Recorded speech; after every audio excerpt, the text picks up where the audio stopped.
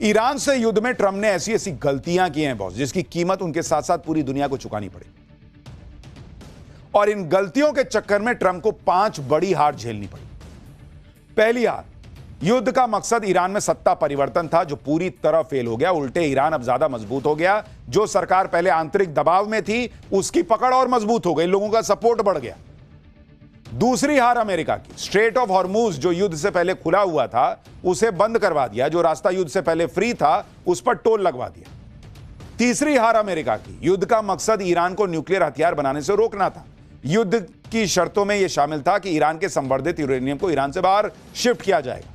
लेकिन यह काम भी ट्रंप कर पाएंगे या नहीं, यह अभी क्लियर नहीं है। इसके अलावा अमेरिका ना ईरान के मिसाइल प्रोग्राम को पूरी तरह रोक पाया, ना ही उसकी मिलिट्री की ताकत को। अमेरिका की चौथी हार यह है कि ईरान से युद्ध के चक्कर में अमेरिका की सुपर पावर वाली छवि को नुकसान हो गया। नेटो अलग कमजोर हो गया। अमेरिका का साथ देने कोई नहीं आया। अमेरिका को भी हराया जा सकता है, यह मैसेज पूरी दुनिया में चला। पांचवी हार, इस युद्ध से ट्रंप ने अपनी बची खुची विश्वसनीयता भी खो दी। आज की डेट में ट्रंप की बातों का कोई ढेले भर का भरोसा नहीं करता। 5 हार अपने सीने पर लेकर घूम रहे हैं डोनाल्ड ट्रंप। और अमेरिका के सुपर पावर का तमगा छिनना, यह वर्ल्ड ऑर्डर के चेंज होने की तरफ बढ़ने जैसा कदम है। क्योंकि अमेरिका का CIA का जो हिसाब रहता है, वो यही रहता है, या तो ये सेना लेके घुस जाते हैं या पीछे से खेल करते हैं। यहां ये लोग कम थोड़ी खेल का ट्राई करते हैं। सब जगह, सारे देश में जहां सेना घुसा दो या पीछे से कुछ फंडिंग करके कुछ कुछ करते रहो। अब अमेरिका थोड़ा अपनी औकात में रहेगा, क्योंकि जहां घुसना चाहेगा, हर कोई उसको याद दिलाएगा कि ईरान भूल गए, और वहां पब्लिक भी याद दिलाएगी कि तुम्हारे इसी काम के लिए चुने हैं क्या तुमको। यानी ईरान से युद्ध लड़कर ट्रंप ने ईरान को और मजबूत कर दिया और अमेरिका को कमजोर। दुनिया का नुकसान कराया वो अलग। आप देखिए, जो ट्रंप ईरान को स्टोन एज में पहुंचाने की धमकी दे रहे थे, वही ट्रंप अब गोल्डन एज की बात कर रहे हैं। सीजफायर होने के बाद ट्रंप ने कहा कि विश्व शांति के लिए आज का दिन बहुत बड़ा है। ईरान भी यही चाहता है। अब उनका सब्र जवाब दे चुका है, और यही हाल बाकी सभी का है। हॉर्मुज में ट्रैफिक को संभालने में अमेरिका मदद करेगा। इस क्षेत्र में कई सकारात्मक कदम उठाए जाएंगे और बड़े आर्थिक अवसर पैदा होंगे। ईरान अब अपने पुनर्निर्माण का काम शुरू कर सकता है। हम हर तरह की जरूरी चीजों की सप्लाई के साथ मौजूद रहेंगे। ट्रंप ने कहा कि यह उनको भरोसा है कि मिडिल ईस्ट का गोल्डन एज साबित हो सकता है। यानी डोनाल्ड ट्रंप मान रहे हैं कि ईरान अपना पुनर्निर्माण करेगा और अमेरिका मदद करेगा। तो घुमा फिरा के तो वही बात हो गई जो ईरान कह रहा था कि तुमने फोड़ा, तुम ही बना के दोगे। डोनाल्ड ट्रंप कह रहे हैं कि हां, तुम शुरू करो बनाना, हम देंगे, तुमको मदद देंगे। यह तो अमेरिका की हालत हो गई आज की डेट। सीजफायर के बाद ट्रंप नई नई बातें कर रहे हैं। ट्रंप ने कहा कि हमने तय किया है कि अमेरिका अब ईरान के साथ मिलकर काम करेगा। ईरान में यूरेनियम का कोई संवर्धन यानी इनरिचमेंट नहीं होगा। अमेरिका और ईरान मिलकर गहराई में दबे सभी न्यूक्लियर डस्ट को बाहर लाएंगे। इन सब की पहले से कड़ी सैटेलाइट निगरानी स्पेस फोर्स कर रही है। हम ईरान के साथ टैरिफ और प्रतिबंधों में राहत को लेकर बातचीत कर रहे हैं और आगे भी करेंगे। ईरान के साथ 15 में से कई बिंदुओं पर पहले ही सहमति बन चुकी है। ईरान और अमेरिका के बीच सीजफायर तो हो गया, लेकिन हमले अभी पूरी तरह से रुके नहीं। ईरान के लावन आइलैंड में तेल रिफाइनरी पर हमला किया गया है। ईरान के सरकारी चैनल ने इसकी पुष्टि भी की। फारस की खाड़ी में मौजूद लावन आइलैंड रणनीतिक रूप से ईरान के लिए बहुत महत्वपूर्ण है। 78 वर्ग किलोमीटर में फैला लावन आइलैंड ईरान के प्रमुख तेल निर्यात टर्मिनल में से एक है। उधर ईरान ने भी कुवैत के ऑयल और पावर इंफ्रास्ट्रक्चर पर हमला किया है। यूएई ने भी दावा किया है कि उस पर हमले हो रहे हैं।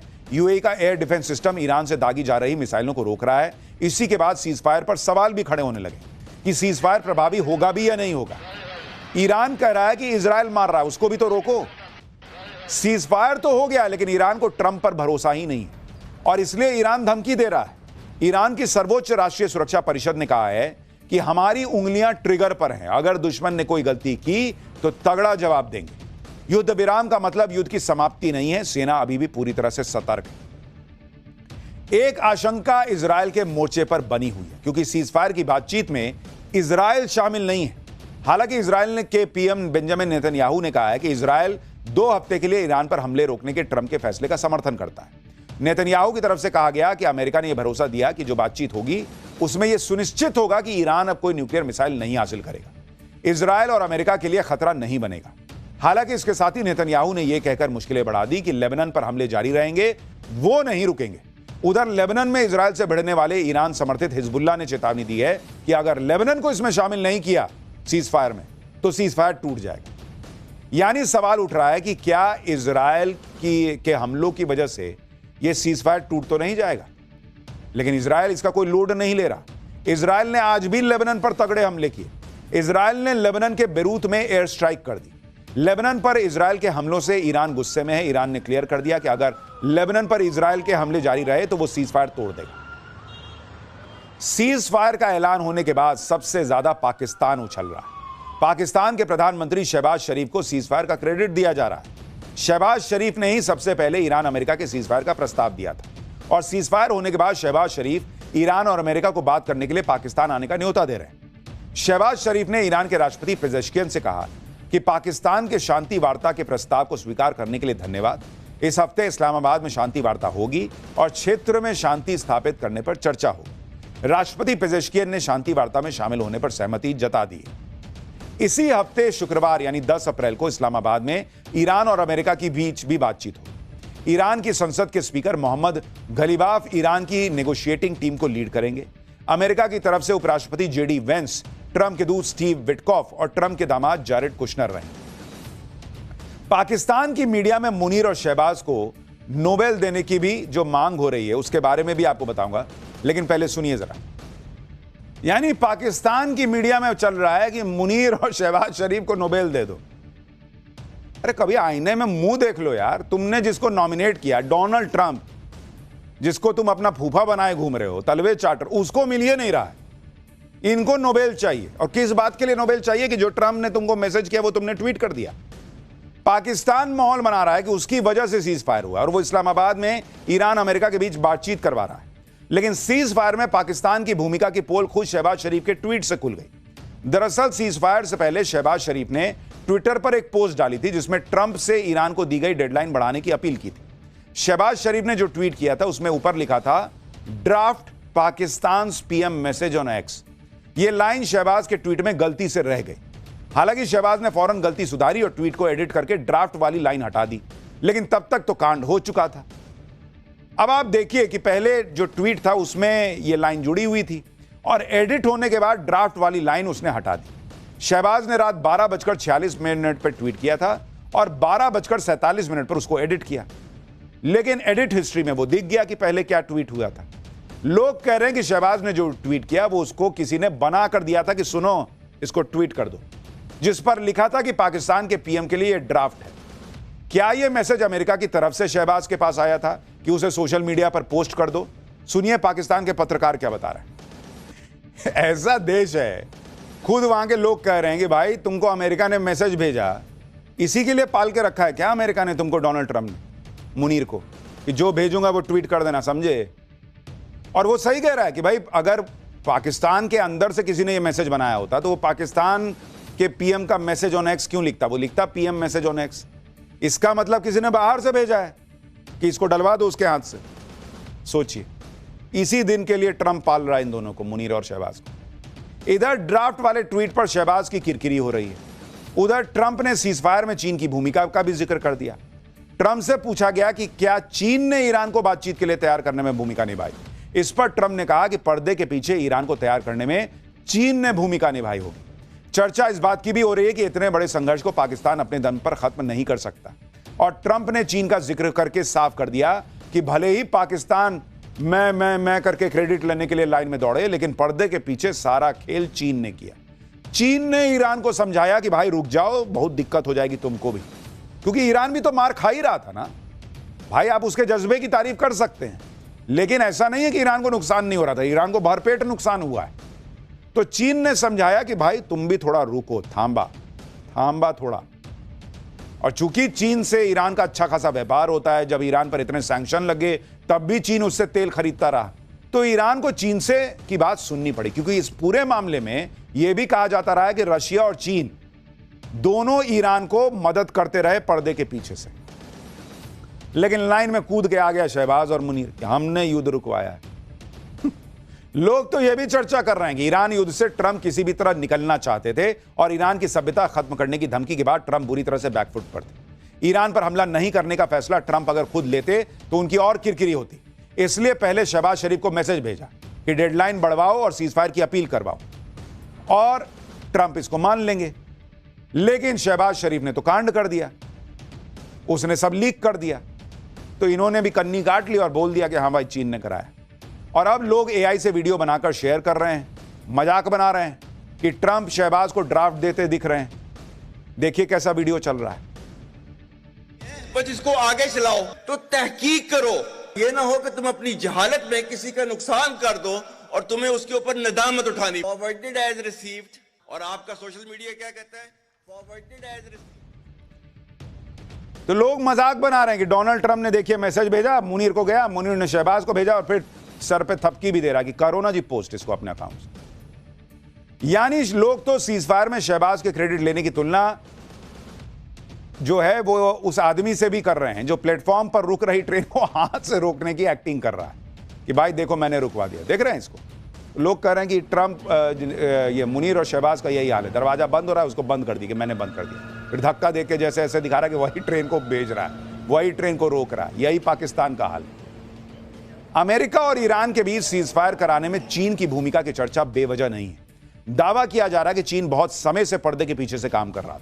सूत्रों के मुताबिक चीन के अधिकारी लगातार ईरान के अधिकारियों के संपर्क में थे। चीन ईरान का सबसे बड़ा ट्रेड पार्टनर है। चीन की बात को ईरान अनसुना नहीं कर सकता था। चीन के अधिकारी मध्यस्थता कराने वाले देशों के साथ काम कर रहे थे। ईरान को अमेरिका के साथ सीजफायर के लिए चीन ने राजी किया था। और आपको याद होगा कि हमने आपको पाठशाला में बताया था कि डोनाल्ड ट्रंप जो अचानक कहे थे कि मैं चीन जाऊंगा, जिनपिंग बहुत अच्छे नेता हैं, वो दरअसल चीन को सेट कर रहे थे कि अगर या तो मैं हमला करूं तो चीन ना घुसे, या फिर चीन पर्दे के पीछे ये सब सेटिंग गेटिंग कराने में मदद करे। और चीन देखिए बैठ के मजे लेता रहा। उसने डोनाल्ड ट्रंप की छीछा लेदर होते देखा, अमेरिका का नकाब उतरते देखा कि वो सुपर पावर है, वर्ल्ड ऑर्डर बदलते देखा कि अब अमेरिका जहां बैठा रहता था वहां से 4 कदम नीचे आके बैठेगा सबके साथ में। और जब सब हो गया तो चीन ने कहा कि भाई थोड़ा रुक जा, बहुत मार लिया इसको। युद्ध रुकने की खबर पूरी दुनिया के लिए बहुत बड़ी राहत है बॉस, जो मैं आपसे बार बार कहता हूं कि भारत भी इससे अछूता नहीं था। आज जैसे ही सीजफायर की खबर आई, तेल के दाम धड़ से गिर गए, दुनिया भर के मार्केट झूमने लगे। ब्रेंट क्रूड ऑयल $14.59 गिरकर सीधे $94 प्रति बैरल पर आ गया। इससे पहले ब्रेंट क्रूड ऑयल का दाम $109 प्रति बैरल के पास चला गया था और एक दिन में 13.35% दाम गिर गए। सीज फायर की खबर पर शेयर मार्केट तो नाच रहा है बॉस खुशी से। भारत में निवेशकों को एक दिन में करीब 15 लाख करोड़ का फायदा हुआ है। सेंसेक्स करीब 4% बढ़ गया। निफ्टी 50 भी 3.7% बढ़ा है। सोना और चांदी के दाम बढ़ गए। 10 ग्राम 24 कैरेट सोने के दाम 3,335 रुपए बढ़ गए। 1 किलो चांदी का दाम सीधा धड़ाक से 13,160 रुपए बढ़ गए। यानी भारत में फिर से जो है ना वो खुशी की लहर दौड़ गई है मार्केट में। ईरान अमेरिका के बीच हुए सीजफायर का भारत ने स्वागत किया। भारत के विदेश मंत्रालय ने कहा कि हम युद्ध विराम का स्वागत करते हैं और उम्मीद करते हैं कि इससे पश्चिमी एशिया में स्थायी शांति आएगी। हमने पहले भी लगातार कहा कि मौजूदा संघर्ष को जल्द से जल्द खत्म करने के लिए तनाव कम करना, संवाद करना और कूटनीति जरूरी है। इस संघर्ष से लोगों को बहुत मुश्किलों का सामना करना पड़ा है। ग्लोबल एनर्जी सप्लाई और ट्रेड नेटवर्क प्रभावित हुए हैं। उम्मीद करते हैं कि स्ट्रेट ऑफ हॉर्मुज में बिना रोक टोक नेविगेशन और वैश्विक व्यापार जारी रहे। हालांकि सवाल उठ रहा है कि क्या यह सीजफायर बीच में तो नहीं खत्म हो जाएगा, लेकिन 2 हफ्ते के लिए तो है और इस 2 हफ्ते में भारत अपने सारे जहाज निकाल के भी ले आया तो मान के चलिए कि अपना स्टॉक फिर रिफिल हो जाएगा। उसके बाद फिर 40 दिन चले, 30 दिन चले, जो चले, भारत अपनी अर्थव्यवस्था की रफ्तार को फिर से 5th गियर में लगा लेगा। लेकिन मनाइए कि फिर से न टूटे सीजफायर और यह युद्ध खत्म हो जाए, क्योंकि सिर्फ अपने फायदे की बात नहीं है, दुनिया का फायदा इसी में है कि भाई अब यह युद्ध दोबारा शुरू ना हो। लेकिन एक युद्ध तो चुनाव के मैदान में चल रहा है, अब उसका चैप्टर, लेकिन उससे भी पहले एक और बड़ा जरूरी चैप्टर। दुनिया परमाणु युद्ध की बात करती रह गई। भारत ने परमाणु के साथ क्या कर दिया है कि चीन अमेरिका के होश उड़ गए। 700 साल तक फ्री बिजली, पीएम मोदी का ऐसा धमाका, सारे न्यूक्लियर साइंटिस्ट क्यों हैरान रह गए, अब इसका चैप्टर। ईरान युद्ध के बीच भारत ने एक ऐसा काम कर दिया जिस पर बहुत ज्यादा बात नहीं हुई और जिस पर बहुत लोगों का ध्यान नहीं गया, लेकिन यह ऐसा ऐतिहासिक काम है जिसके बारे में सुनकर बड़े बड़े देश हैरान हैं। चीन और अमेरिका तक के होश उड़ गए, क्योंकि जिस वक्त पूरी दुनिया परमाणु कर रही है, उसी वक्त में भारत ने परमाणु के मामले में कुछ ऐसा कर दिया जो दुनिया में अब तक सिर्फ एक देश कर पाया है, और वो देश है रूस। यानी भारत ने जो कर दिया वो अमेरिका और चीन भी नहीं कर पाए। परमाणु के मामले में भारत ने ऐसा क्या कर दिया, न्यूक्लियर फील्ड में ऐसा क्या कर दिया कि दुनिया दंग है।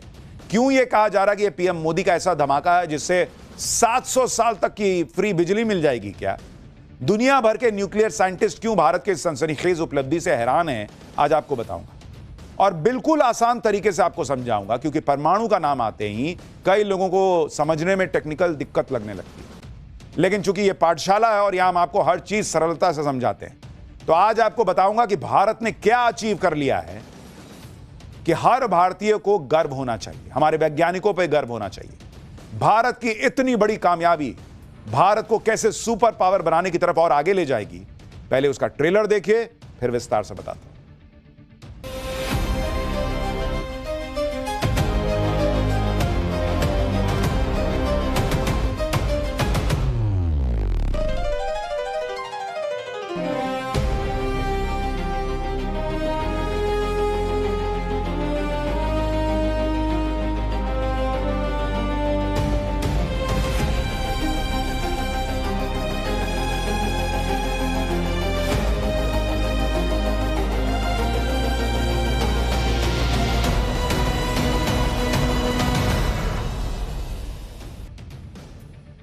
दुनिया में इस वक्त परमाणु की बड़ी चर्चा है। कहीं परमाणु बम तो नहीं गिर जाएगा, कहीं परमाणु युद्ध तो नहीं हो जाएगा, न्यूक्लियर बॉम्ब कहां है, क्या है, नहीं है, परमाणु संवर्धन तो नहीं कर रहा ईरान। इस तरह की बहुत सारी हेडलाइंस, चर्चाएं आपने सुनी होंगी। अमेरिका ने ईरान पर अटैक का एक बहाना यह भी बनाया था कि ईरान यूरेनियम का एनरिचमेंट करके एटम बम बनाने लगा है। लेकिन जिस वक्त दुनिया परमाणु से बनने वाले बम की बातें कर रही, उसी वक्त भारत ने परमाणु से बनने वाली बिजली के मामले में क्या गजब काम कर दिया, वो आज आपको दिखाने जा रहा हूं। भारत ने प्रोटोटाइप फास्ट ब्रीडर रिएक्टर यानी पीएफबीआर में क्रिटिकलिटी हासिल कर ली। अब आप कहेंगे ये क्या बला है बॉस? अरे बताऊंगा अभी सब कायदे से। तमिलनाडु के कलपक्कम रिएक्टर में यह कमाल हुआ है। यह रिएक्टर क्रिटिकलिटी स्टेज पर पहुंच गया है, जिसका मतलब क्या है वो आपको पहले समझना चाहिए। यह स्वदेशी 500 मेगावाट का रिएक्टर है, जो जितना ईंधन इस्तेमाल करता है उससे अधिक ईंधन पैदा करने में सक्षम है। यानी भारत के पास ऐसा न्यूक्लियर रिएक्टर हो गया है जिसे जितने फ्यूल की जरूरत होगी उससे ज्यादा फ्यूल वो बना सकता है। समझ रहे हैं बात को? कि मतलब आप जितना उसमें ईंधन डालेंगे उससे ज्यादा एनर्जी वो पैदा करेगा। थर्ड स्टेज में पहुंचने के बाद इस फास्ट ब्रीडर न्यूक्लियर रिएक्टर से भारत को करीब 500 से 700 साल तक मुफ्त बिजली मिल सकेगी। रूस के बाद भारत दुनिया का दूसरा देश बन गया है जिसने फास्ट ब्रीडर तकनीक में महारत हासिल कर ली है। तमिलनाडु के कलपक्कम न्यूक्लियर कॉम्प्लेक्स में भारत ने जो सफलता हासिल की है, एटॉमिक साइंस की भाषा में इसे क्रिटिकलिटी कहते हैं। यह कितनी बड़ी कामयाबी है, इसे आप ऐसे समझिए कि एटॉमिक एनर्जी में क्रिटिकलिटी को हासिल करने के लिए दुनिया के बड़े बड़े देशों ने एड़ी चोटी का जोर लगा दिया था, लेकिन सालों तक नतीजा नहीं निकला तो थक कर हार कर बैठ गए। कई देशों ने प्रोजेक्ट बंद कर दिए, और वो कौन कौन से देश थे इसके बारे में भी आपको आगे बताऊंगा।